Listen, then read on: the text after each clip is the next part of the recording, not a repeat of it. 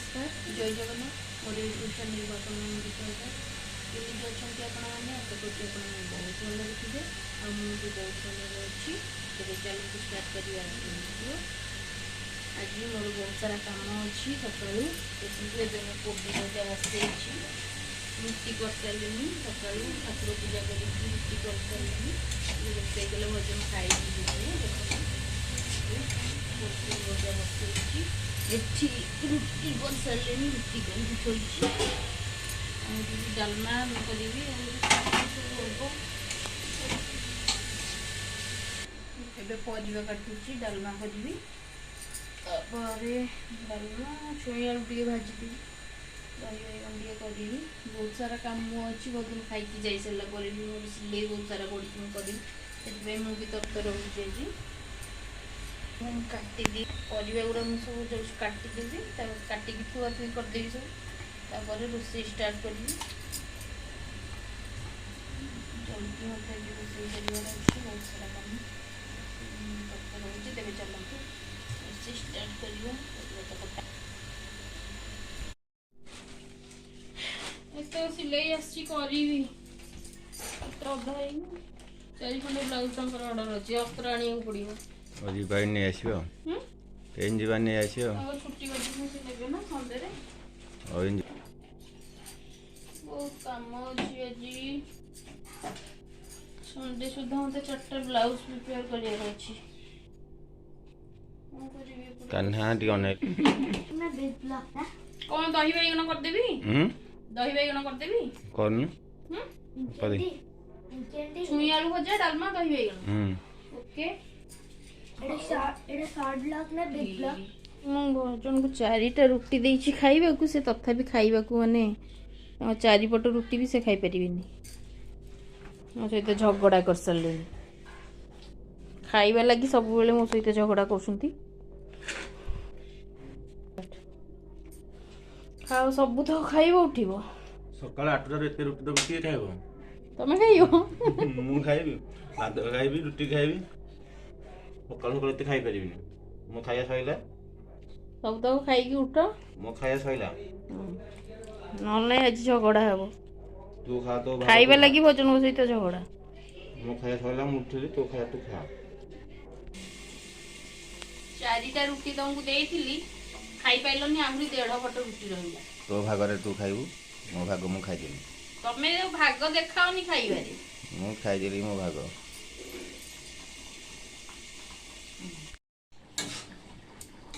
ଆଳୁ ଭଜା, ଆଳୁ ଟିକେ ସିଝିବ,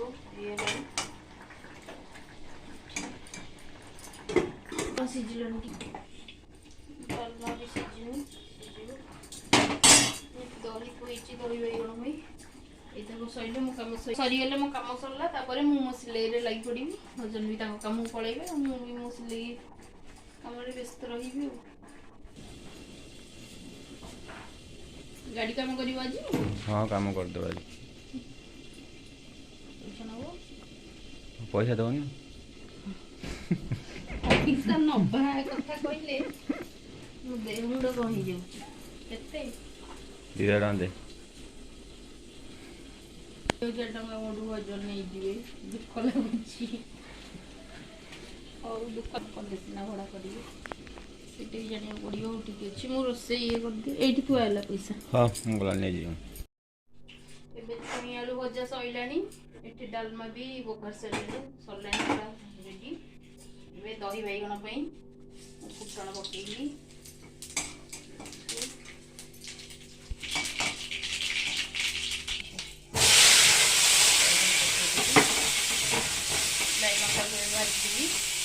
ବାଇଗଣଟାକୁ ଏବେ ଭାଜିଦେବି।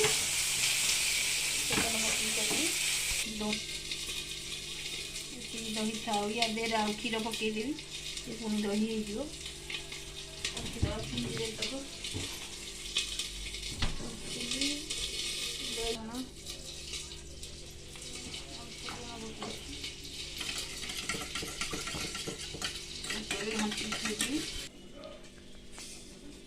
ଏବେ ପିଙ୍କି ଖାଉଛି, 2 ଥର ଖାଇସାରିଲାଣି। ଖାଇବାକୁ ରଖିବୁ, ଆଉ ଥରେ ଫେରେ ଖାଇବ।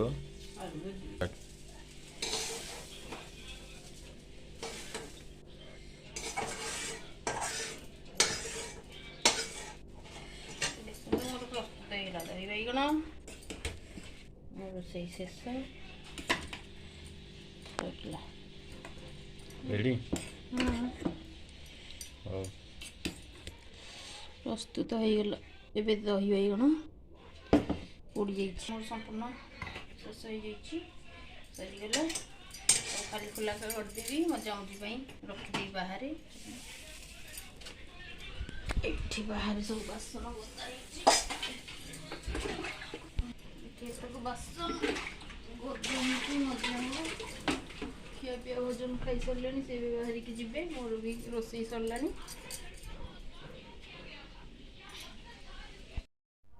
ବାବା ଗାଡ଼ି କାମ କରିବାକୁ ପଇସା ଧର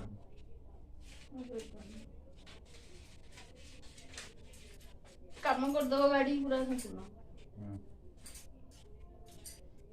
ହଉ ଭଜନ ଏବେ ଯିବେ ଗାଡ଼ି ନେଇକି ବାହାରିଲେଣି। ଖିଆପିଆ ସବୁ ଆମର ସବୁ କାମ ସରିଲାଣି।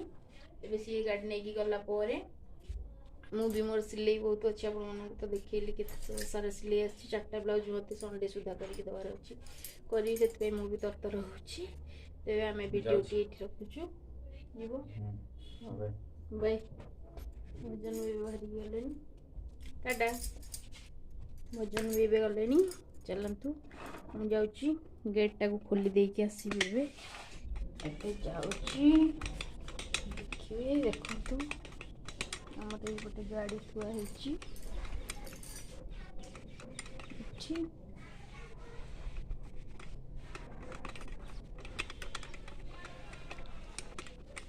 ଏବେ ସରିଲାଣି।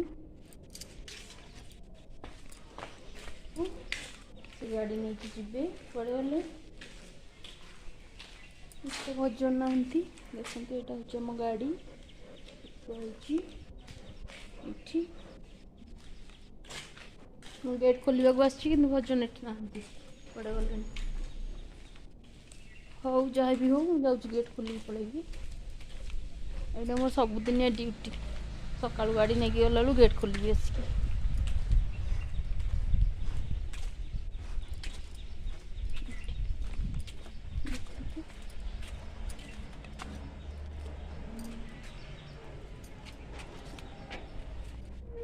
ମୁଁ ଗେଟ୍ ଖୋଲିଲି।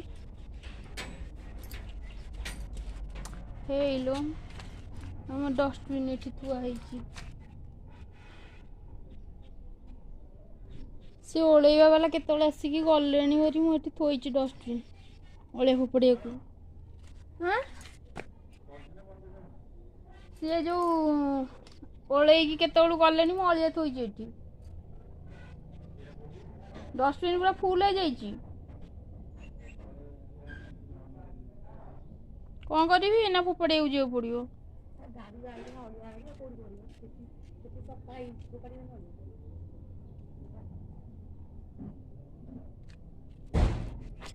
ହଉ ଆଉ ତ ବାହାରେ ପକେଇ ହେବନି।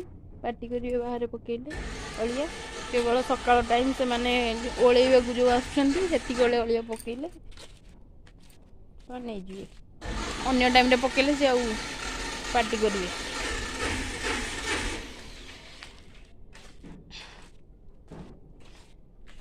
ହଉ ଏବେ ଘର ଷ୍ଟାର୍ଟ କଲେ ଯିବେ ବୋଲି ମୁଁ ଏବେ ରଖୁଛି। ପୁଣି ଦେଖା ହେବ ଆମର ନେକ୍ସଟ ଭିଡ଼ିଓରେ। ସେତେବେଳେ ଯାଏ ଧନ୍ୟବାଦ। ନମସ୍କାର। ଜୟ ଜଗନ୍ନାଥ।